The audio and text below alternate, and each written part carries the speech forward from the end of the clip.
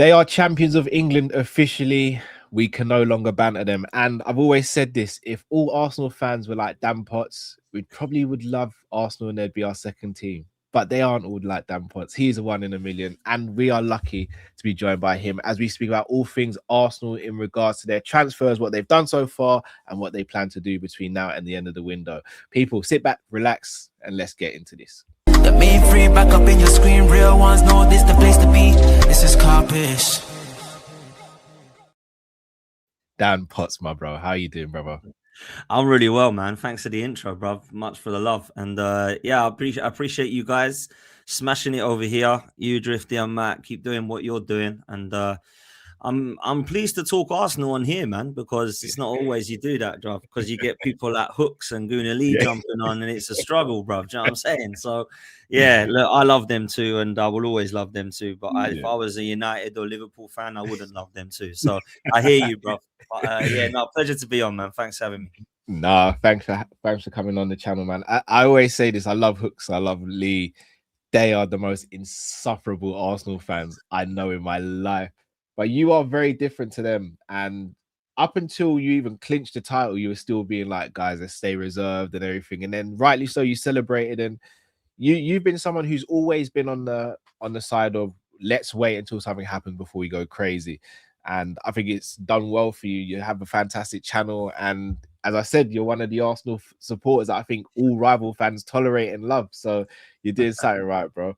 No, I appreciate you for saying that, man. There's not a lot of love I get from some Arsenal fans because they hate the way that I go in on the team at times and rant and rave. And I'm not the only one. There's a few of us out there that do that. And yeah, I feel like because I'd been let down so much by what the manager had done previously, I was not getting too excited. And when we started losing to Bournemouth and we weren't able to pick up points against Wolves and Brentford, I was thinking, here we go. This is going to happen again. But yeah, it feels weird looking back at the season now because there's been this World Cup.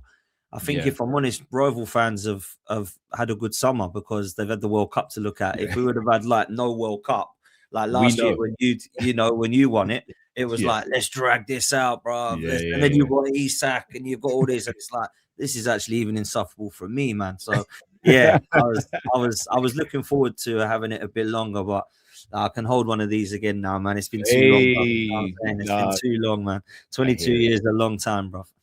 No, I hear it. Congrats, man. And again, obviously, I know you were at the parade and all that. Just what's the feeling like amongst Arsenal fans? Because you said, you know, we have got a World Cup. So even though you've celebrated and you'll still obviously hold on to these memories and everything, you haven't really been the talk of the town because international football's been the talk of the town. So how are Arsenal fans feeling as a whole this summer at the moment?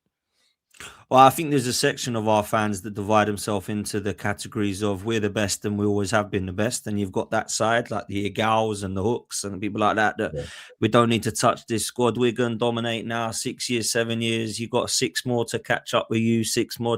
You've got that side of the fans that are very giddy. You've also got the ones that the other side, like, mate, it's taken us 22 years. Calm down. We've only got one. And then you've got the people in the middle that are like, we need to strike while the iron's hot and try and get like back to back now because we've never got back to back Premier Leagues. You have to go back to the 30s for us to get back to back titles. So I think that I'm probably in that bracket. I think the other thing is, Carl, a lot of the Arsenal fans, to be fair, and I can understand why, and I'm probably in this bracket as well, is we have got an advantageous position because I don't know what any of the clubs are going to be like other than one, and that's, well, 2. One is us, and 2 is Aston Villa, because everybody else has got a different manager. Now, with Aston Villa, you add on top of that, which we'll come on to, I'm sure the Rodgers leaving and a lot of their players look like going Tielemans, Digne, they might be a different Aston Villa as well. So there's only really Arsenal that have kept their best players and their manager. Every other club has got either a new manager or a new team or a new manager and new team. So I think it's going to be very, very questionable about where they're at. But as far as we're concerned, there's a lot of confidence in the fan base that we can go back to back. And to be fair, because of those circumstances, that we should go back to back with the correct summer, man. Yeah, I hear that. So just looking at your transfers at the moment, so far and correct me if I'm wrong here, you signed Hincapié on a permanent, but obviously he was on loan last season. Messier on a free. Is Kepa gone? Or is he still there? So Kepa is here still. There's a lot of talk that he wants first team football. Okay. Como and Fabregas apparently were interested in him. I Oh, don't know if that's gone quiet now. It has gone quiet now, so I don't know if that's still the case. mm, I'll be honest, if you know him, me, I'll say it how it is. I think it's a fucking horrific signing. I yeah, think it's an absolutely horrific signing, man. yeah, I don't understand this goalkeeper and never have. I mean, I know he's young and he was France under 21 and all this kind of stuff, but yeah. that's really just copium from people because he's been, I He's mean, been I atrocious. said to Lee Judges, he's not a bad goalkeeper. He's a horrifically abysmal one. Yeah, Like, it's so bad, bro. Like, my best mate, he doesn't even do this YouTube, and he was spot on. He's a goalkeeper himself. He said, bruv, he said, we've got one of the best goalkeepers in Europe. We've got the mm, worst to back him up in Europe.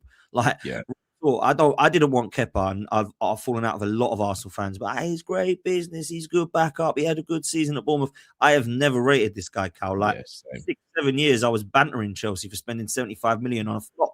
How can I now Yeah, have my player and go, oh, he's all right though? yeah, No, it yeah, yeah, wasn't. Like, we were yeah. slating him for 6 years, and this Melier guy can't catch a cold, bro. I don't know if you've watched much of him, but he is absolutely horrific, man. So Nah, I he's don't poor. like.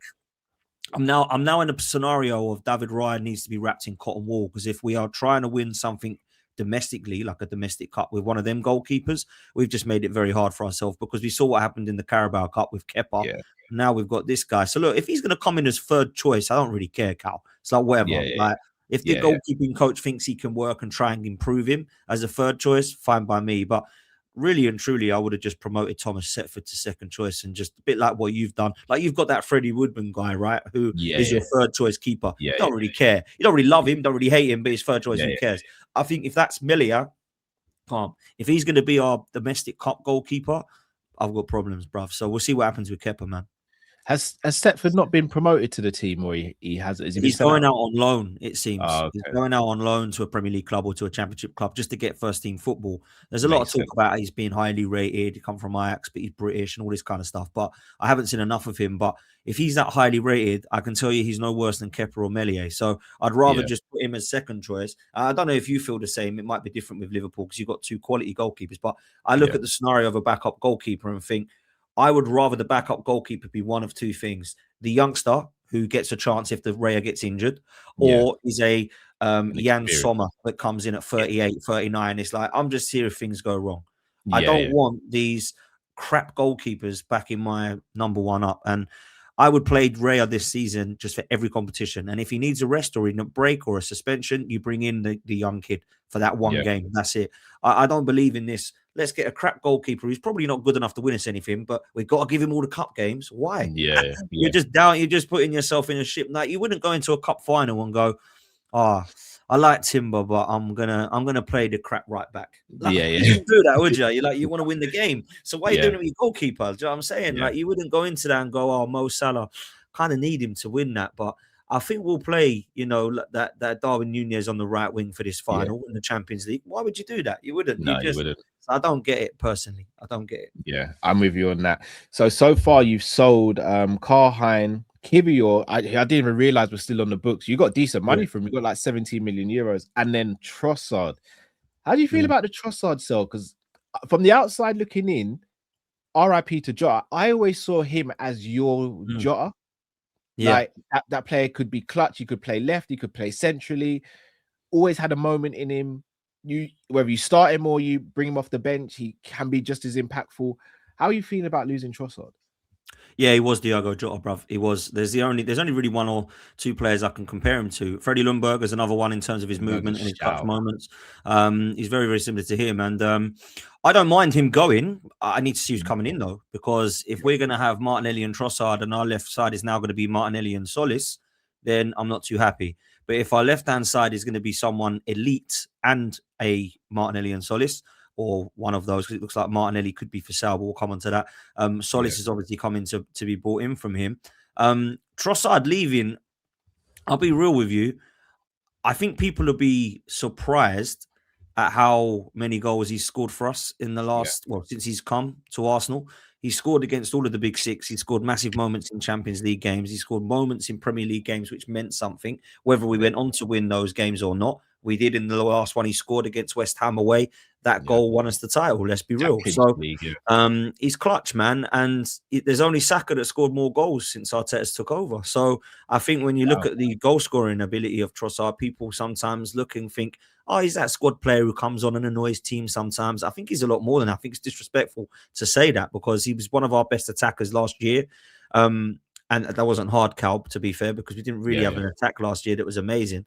But he scored a lot of goals for us. There's only Saka who scored more. So I think you've got to replace that. And you've also got to replace that kind of clutch moment and mentality because he was that. You know, I knew if Trossard was coming on that he's probably going to score. Or I knew if he was on the pitch and he'd started from the start, then he's probably going to create or score something. And although he went the majority of 2026 without scoring until that West Ham, none of us were really scoring. It was defenders, midfielders, and Gyökeres. That was it, really, that won us the league. So, I'm disappointed that he's gone, but I'm looking to see who we replace and upgrade him with. Makes sense. Before we move on to potential priorities and sales, etc., Saliba, what is the situation? Because obviously, it's come to fruition now that he played a lot of last season with an injury. The France game, he went down with a back injury and obviously had to be substituted off. The rumors are that he's got a fractured back and he's out for 5 months, but I've not seen this confirmed anywhere. Do you have any inclination as to what's going on with Saliba at the moment? Yeah, so Saliba's been playing with discomfort for months, bruv. People think he got injured in that France game. It's not. He wasn't. He didn't get injured in that France game. He already was injured, and he couldn't carry on anymore. So he was injured in the Champions League final with the same injury, and he said he wanted to play it. Then he said he wanted to get through the World Cup. So what he needs is a procedure, and it's when he takes that procedure, and he wants to not miss the last chunk of the season and the title and the World Cup, which a lot of people thought he was going to win. He wanted to do it after that. So he is going to miss the start of the season. The 5 months thing is something that's been plucked out of the air. I've spoken to a few people, and Charles Watts tweeted the other day saying that he's going to be out, but we don't know if it's going to be 5 weeks or 5 months. So he's going to miss the start of the season, but he was going to anyway because of France getting to that level of the World Cup, same as Rice and Saka will. My problem is, and I know Arteta deserves a lot of praise and rightly so for winning, but he's not looked after those three at all, in my opinion. Like, if he knows that all three of them need either rest or procedures, you need to look after them better throughout the season. And there was a lot of games where Saliba, Rice and Saka were playing in, and I'm thinking, why are they playing against Brentford? Or why are we bringing them on at Port Vale away? Or why are we doing it? I appreciate you've got to win every game and he takes every game seriously, but we shouldn't be playing those players in those games. So I do question if we've looked after them enough, particularly Saka off the back of his injury. And of course, Saliba, who alongside Gabriel, I think he's the best centre-back in the world. I'll be honest with you, Saliba. I really do. I think that if anyone said you got all the money in the world, you can lump it on one defender, I think the majority of people would pick Saliba. We'd certainly be one or two of players he'd go for. So I think he's that important. And that's why our transfer market now, Cal, needs to be sensible around those three players. So Saka, I don't think we'll get another right winger because we've got Dalman, Waneri, Madueke, but certainly with Declan Rice and Saliba, it wouldn't surprise me if our business looks towards those two and covering those two, because Rice needs rest. He's not injured, but needs rest. Saka's not injured, but needs rest. And Saliba needs this procedure and then rest. And we've still got some of the players coming back from the World Cup. Although I know Raya and Subamendi and Marino didn't really play much, but they're still training and they haven't had their rest period, right? Same as Jurriën Timber, who's had to come back injured. I think he's going to be okay for the start of the season, but we need to ensure of that. So, yeah, there's a lot of injuries for Arsenal at the start of this season, which is not ideal. Because I wouldn't mind so much, Cal, if it was like the equivalent of, we're not too sure about Mosquera and we're not too sure about Lewis Skelly's fitness and we're not too sure about Jesus's fitness. I'll be like, we can make do without them. We're talking about our three best players, bruv. Like, we're talking about Saliba, Saka and Rice, who if you lose, it's the equivalent of you losing the likes of, your three best players through the middle of your spine. Do you know what I'm saying? It's you're going to miss it, bruv. So, yeah, we need to look at that, man. So I want to get onto that main priority. So you've spoken. So would you try and get another centre back then? I would either try to get another centre back or I'd try to get another versatile centre back. So I mean someone who can play fullback and centre half. Okay. Because we've got Nkapie and Calafiori as our left backs. Lewis Skelly's going to be seen as a midfielder now. I know he can play there, but he's more of a midfielder. We've got Gabriel, Saliba, and Mosquera, who can all play centre back, and usually Nketiah or Calafiori cover that left-sided centre back if we were to need that. And then at right back, we've got Ben White and Timber. Now, there's a lot of sort of confusion around Ben White. Is he going to need first team football? Is he going to be fit enough for first team football? I would keep him, but if he wants to go, then we need to replace him. So if Ben White leaves, I think we'll probably need to bring in another versatile fullback that can play right back and centre back for Saliba. Now, we're linked with John Stones. That doesn't fill me with any excitement, if I'm honest. It would if he was a weird one, that would be. But 32, injury prone, 9 games the season just gone, 35 games in 3 years. Not for me. Not for me. I'd rather go and find another Mosquera, if I'm honest, and let Berta unearth another gem. In Nketiah and Mosquera were 2 of our better players. I thought signings, when out of all of the signings we made. So I'd rather do that. But the Saliba one is the big concern, and the fitness of Timber and White. So the right-hand side is more of a concern than the left-hand side, if you get me. Yeah, I hear that. And then for midfield, you've been linked with Bruno Guimaraes. Would he be someone you'd bring in and you think he could not necessarily do the Declan Rice role, but take some of the onus off Declan Rice, in your opinion? I'll be real. This would be the most exciting transfer for me. Out of the players we're linked with so far, and I'm not saying exciting like, wow, he's going to go light the place up. But I think he is probably, if I could pick any central midfielder in the Premier League to go alongside Declan Rice, it would be Bruno Guimaraes. I would rather him than Tonali. I would rather him to that Matias Fernandez guy. I'd rather him than Boadi, who I think's good, by the way. But I want someone who's ready. And I know people talk about 28 being old, but it's not, Cal. It's like not. 28 is your prime. Like, you know what I'm saying? Like 28, 29, 30. You've got 3 years there where he's at his best. Yes, he might hit decline into his 30s, but he's still got till 33, really. I mean, Granit Xhaka's 34 and everyone's trying to sign him from Sunderland. So when I look at it now, it's very different in fitness in football now. They're machines. They go on forever. And I think Bruno Guimaraes provides us the attributes that we lack in our midfield, which I think is already a pretty good midfield. And if I was to say to you, you've got Rice, Subamendi, Lewis Skelly, and Bruno Guimaraes as your 4 midfielders, that's ready to go to war. That's ready for serious strength in depth. So we can start the season without Declan Rice, and I'll be okay then if we've got Bruno G. My problem is, Cal, we'll come on to it. What's happened with Rodgers? Do we really want him? Do we really want Bruno G then? Because we've been linked with him in the same similar bracket as the Morgan Rodgers deal. So I need to see this Bruno G deal happen now, because I'm going to start losing faith in the people upstairs if they don't get him across the line as well. Yeah, the Morgan Rodgers thing, I'll be honest, from a Liverpool standpoint, you know, my worry is that I think you're bringing Morgan Rodgers to play off the left-hand side. I want us to get Barcola. And I don't know how much rumblings there are in the Arsenal fan base or anything, but I now feel that you guys might move on to him as a replacement for Martinelli, and that's something I didn't want, because I wanted a free run at Barcola. And I've said this publicly. If we both going for Barcola, you're the most attractive prospect out of the 2 at the moment, especially given that he knows he'd be predominantly just playing left wing, whereas with us, he might have to play on the right as well as the left. And you've got a settled squad already. Do you think that could be the route you go down?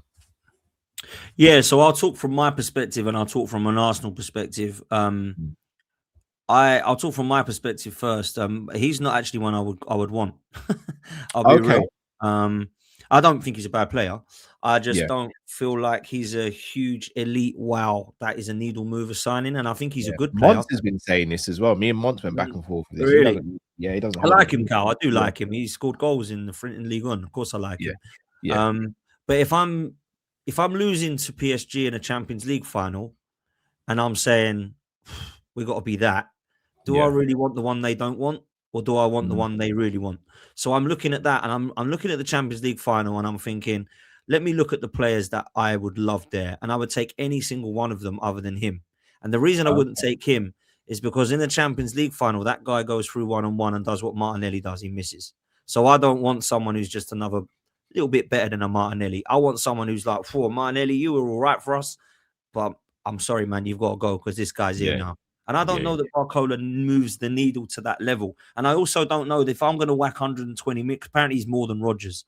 So if I'm going to be whacking 120 million on him, Would I rather just go and try and test the water with a Doué, Kvaratskhelia, Vinny Jr.? They all might say that I'm not coming to Arsenal. I don't want to come to Arsenal. I want to stay here. That's fine.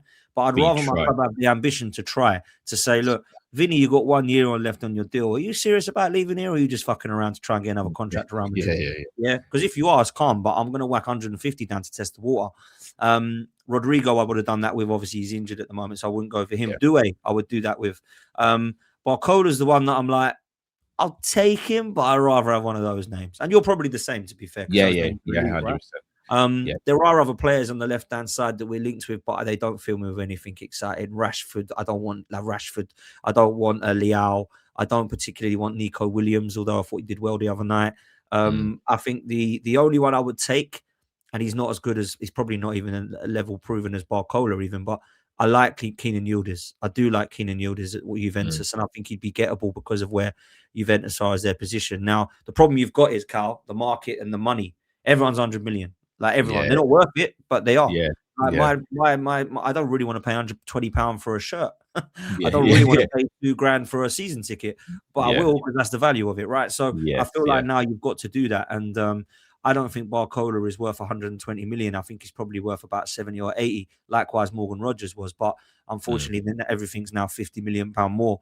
And that's the worry, is left wing market is not great, bruv. It really is not great. Like, we're both talking about wanting Barcola as the best option. If that's the best option in 2026, something's happened to football, mate. The talent pool has dropped, because even just using the Premier League in the 90s and the 2000s, I can name you 6 or 7 that were better than Barcola in those eras. I can name you 10 years ago. I can talk about Alexis Sanchez and Eden Hazard and Son and Mane. They're just rolling off the tongue. Now, who are the best left wingers in the Premier League, bruv? I'm struggling, man. This is what I'm saying. Semenyo, Gakpo, Martinelli, and bloody, like, come on, man, we're struggling. Like Kevin Shard and people like that. It's just, Doku. Like, come on, man, this is poor. Like, so this is the market we're in. The talent pool's dropped, but the money, as inflation has kept going. So if you're spending 150 million, you're thinking you're getting Mbappe, bruv, or you're getting Vinny Jr. You ain't. They ain't getting you there. You're gonna have to go to 200 if you 250 if you want the likes of them now. This is mad. So I'm kind of worried about this left wing market now that we've lost out to Rodgers, who I agree, by the way. I don't think he is an out and out left winger, and I was hoping that we'd get a Barcola and a Rodgers, let's say, and we've got but we weren't going to. I always believed we were going to get one of them, and I truly believe, Cal. I know it's the whole food chain thing and the whole and the Chelsea are laughing, and I would be if it was them, right? So I hear it. I genuinely believe Arteta wanted him, and I genuinely think Berta said, we ain't paying that much for him, man. We're going to get someone better. And I think that's what's happened. So, yeah. And it makes sense. So if I was to push you, bro, and say, who would you move on from Arsenal? Who would it be and why? Move on to, as in move on? I was in sell? Yeah, as in sell, sell. I'd sell Kepa because I think he's crap. I would actually keep all of our defenders. Because I think with the Saliba scenario, I don't think we're in a position to be like picky and choosy and selling those. I'd let Christian Norgard go and get first team football somewhere, because it's been a bit of a weird signing, that one. I never really wanted him. I understood that it was going to be a bit of a squad player, but I'd probably move him on and bring a proper Bruno G or somebody in. I'd move on Gabriel Jesus, because he's on a hell of a lot of wages a week and he's not getting first team football. And I think he wants that for his last few years of his contract. He's probably like 28, I think he is. He's probably got one big move left in him, or one move left in him. Riddled with injuries, though, isn't it? He is, man. Yeah, he is. I would like to see us take some money back on Noni Madueke, but he's not going to go. But I would look to replace him. But I don't really care if he stays, personally. It's one of those. And I probably would look to bring in an elite left winger and then replace Martinelli and get some money for him. The Odegaard one's interesting, because if a bid came in, I would accept it. But I don't think Arteta wants to sell him. Arteta's son. Yeah, it's like his boy. There was kind of rumours about a rift between them due to him not playing ahead of Eze and stuff, but I think it's all bollocks, if I'm honest. I think he's staying now. And the other player that I would take and consider, and this is only if a bid comes in from Germany, is Kai Havertz, because a lot of people think we need Havertz to win stuff. And as much as I think he's a squad player, he's no more than that. And I think he's replaceable. So the reason I mention those names is because only if bids come in, I would consider those players. But the ones I really think need to go are the ones I've mentioned: Kepa, Norgard, Jesus, and potentially Martinelli. They're the ones that probably do need to leave. So yeah, and I think they're the ones that probably will end up going, Cal, if I'm honest. Fairs. Right, I'm just going to bring up this screen, bro. So first game of the season we're looking at. Who have you guys got first game of the season? You've got Coventry on a Friday night. Coventry as home game as well, right? Yeah. Should be a winnable game, but again, new teams coming up, you never know what can happen. But I'd expect Arsenal to win that. So you're going into the first game of the season, bro. You're starting 11. Would you say would Raya go back in goal? I know he just won the World Cup with Spain, but he didn't really play. We didn't play at all, did he? He didn't play at all, so I imagine he'll start the season. Start. A lot of people saying he won't because he needs his rest. But come on, man, he didn't play a game. Okay. Like, he should be all right, man. Yeah. So will it be Calafiori or Hincapié left back in your opinion? It'll be Calafiori. Calafiori didn't go to the World Cup, so he'll start 100%. Gabriel, obviously, Jurien Timber. Who partners Gabriel? Do you think it is Mosquera? Yes, it will be Mosquera. Unless, of course, we bring somebody in, but I think it will be Mosquera. And again, done very well so far. I like him a lot, man. I think he's got unbelievable potential. Yeah, really does. He's been brilliant. Declan Rice, do you think he'll start first game of the season or not? No, I don't, man. I think he needs a long layoff. I don't expect to see Rice or Saka, I'll be real with you, or Saliba until like after the international break, and I think that's September. I think so. Can't you believe we've got another international break in September? Bro, it's ridiculous, bro. What's going on? They're sick of the sight of each other, and they've got to go and do it again. Yeah, exactly. I'm done with international football. Yeah, same. So who starts the midfield for you then, bro? I think he'll be Miles Lewis-Skelly, who starts because he didn't go to the World Cup. So I think it will be him. And then there's a decision to make in midfield with either, because it won't be Rice, I don't think. So it's a decision to be made with a new player, maybe a Bruno G, if we can get him across the line, or Martin Zubamendi, who of course didn't play for Spain. But there's a lot of talk about him potentially having some rest as well. But I probably would go with this for now, unless we sign a Bruno G, who I think will come in and start alongside Skelly.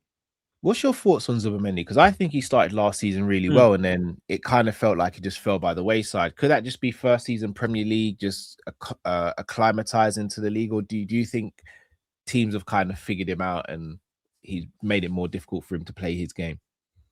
So there's two things. I think you can definitely look at the difference in playing in England to Spain and the break that they get with all the winter stuff and all that kind of stuff. And he's not got that. Nobody played more minutes than Zubamendi, and you could see that. You could really see that. He fatigued and he got knackered. That's why Miles Lewis-Skelly had to be brought in, because we were losing legs in midfield.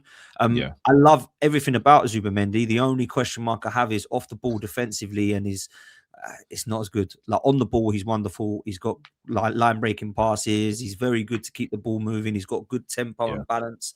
Playing similarly to like how he's not as good as this player, but like Xabi Alonso was kind of at the base, just kind of pulling the strings. He's got that kind of about him, or a Jorginho in terms of keeping it going like that, and that's cool. But I need more physical presence off the ball. For example, the Szoboszlai free kick against us at Anfield. That was his mistake. Like, he lost the ball off the ball completely there, if you remember. So that's the sort of thing he has got in his game. But I thought he complemented Declan Rice. That's the best season I've had for Declan Rice for a while in terms of that box to box. He was incredible the last couple of seasons. He's been brilliant, but he was really good next to Zubamendi, more so than a Thomas Partey for me, because he was allowed to do that kind of box to box with Zubamendi. And Zubamendi and Rice are kind of them two pistons of the engine when they do that. Whereas Partey stood here and Rice did that, I think Zubamendi and Rice more do that, if that makes sense. So, big fan, but I would look to upgrade upon him, or at least cover for him, so that we don't have the same problems and he drops fatigue again, and then we have to try and work it out. So for me, I think Arteta is looking to bring in somebody like Bruno G, so that we can use Zubamendi more as a rotation piece. Completely makes sense. The number 10. Now, you've been very vocal about this. Obviously, I get the privilege of being on your show on a Thursday, and you think Eze's kind of been hard done by quite a few times. But Odegaard is the captain, and he seems like he is one of the favourites of the manager. Who gets the nod in the number 10 position for you? I would go with Eze, but I think it will be Odegaard. I think it will be Odegaard, unless, of course, something happens and we do sell him, but I don't think we will. So I think it will be Odegaard. He did have a good World Cup, to be fair to him. Yeah, he did. And I saw Eze against France and thought he was unbelievable as well. So we've got two great players there again, which is why a lot of the Arsenal fans, and I'm talking about Arsenal fans here that are well respected, like Turkish and Curtis Shaw. People Yeah. like, they were like, "Why are we getting Rodgers? We got Odegaard and Eze. Like he's not going to play, or one of them ain't going to. It's just what's going on." So they were a bit more like that. Whereas a lot of Arsenal fans were ranting and raving, saying, "Nah, Rodgers was who we wanted. He's better than both of them." So I kind of hear both sides, but yeah, I think it will be Odegaard, bro. Cool. Right hand side, I've got Saka there, but you obviously rightly said that he kind of needs to rest, and he's only Yeah, it just won't be finished. Saka. It's going to be one of. It's going to be one of three. It's going to be Noni, but Noni might need a break Noni as just well. come back. Yeah. Yeah. So it's going to be one of Ethan Nwaneri or Max Dowman.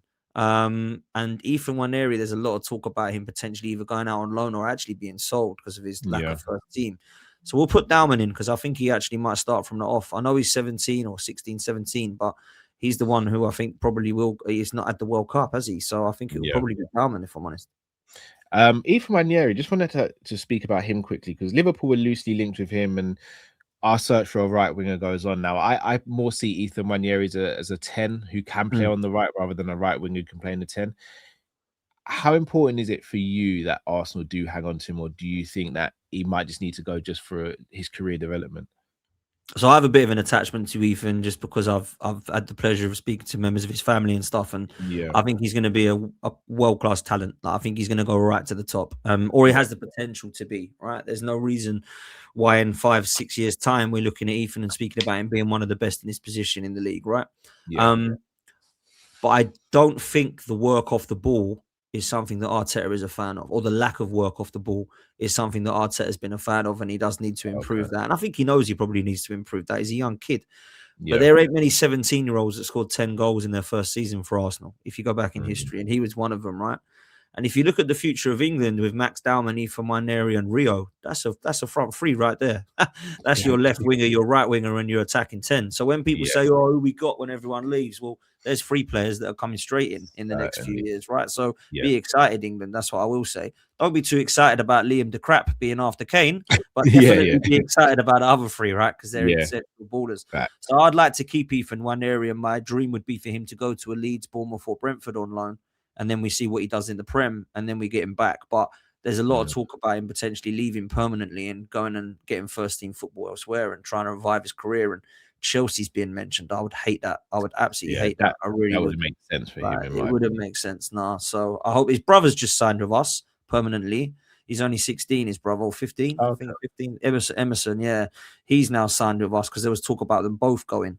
But his parents are massively key into that, so they've obviously seen a future with his brother. So I'm hoping that Ethan now stays as well, now that his brother's staying. So I'm confident that he'll want to stay, but I'm also conscious that he'll look at his opportunities and think, where am I playing? Because you've got Odegaard and Eze in the 10, you've got Madueke, Saka, and Dowman all on the right.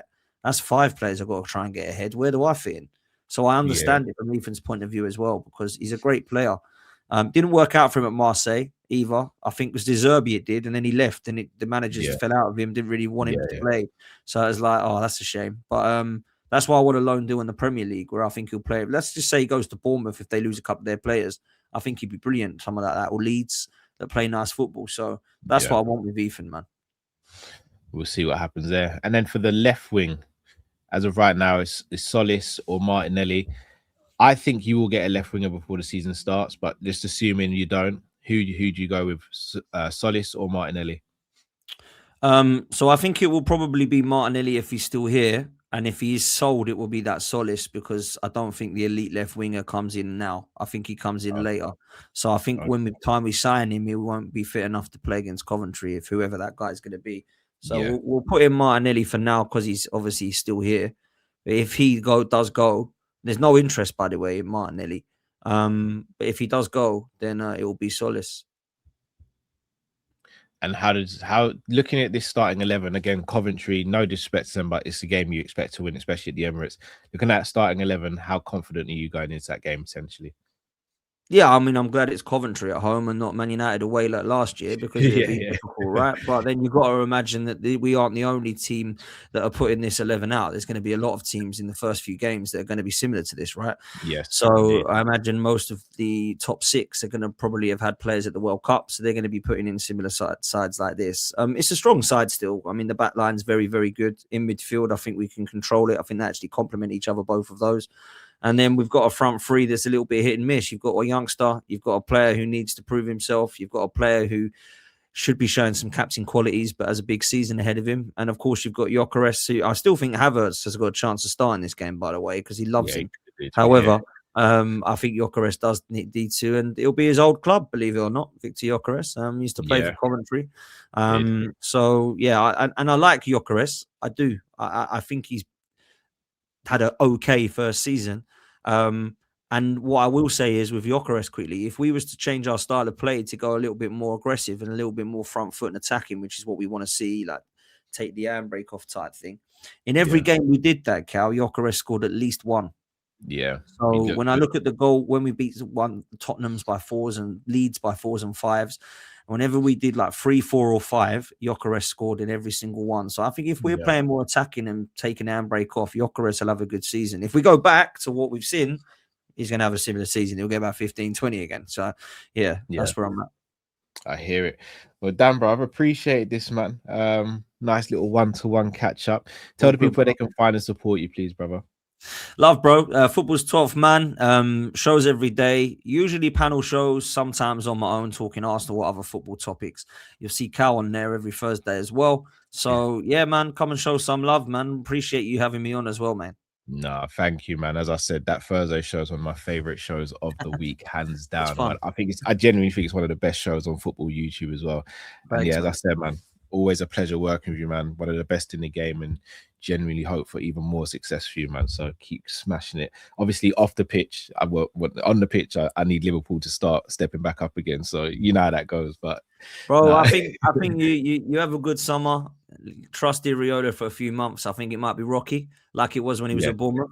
But yeah, yeah, you've got a brilliant manager there, man. In my opinion, I think he's an unbelievably attractive, the way football should be played manager. They're the best team I played against last season, Bournemouth, home and away, easily. yeah. So yeah, man, trust with him and see what you can do in it. Indeed, indeed. But bro, it's been an absolute pleasure. People, make sure you Likewise. smash that like button, subscribe if you're new to the channel. Go and check out Dan's channels. Links will be in the description.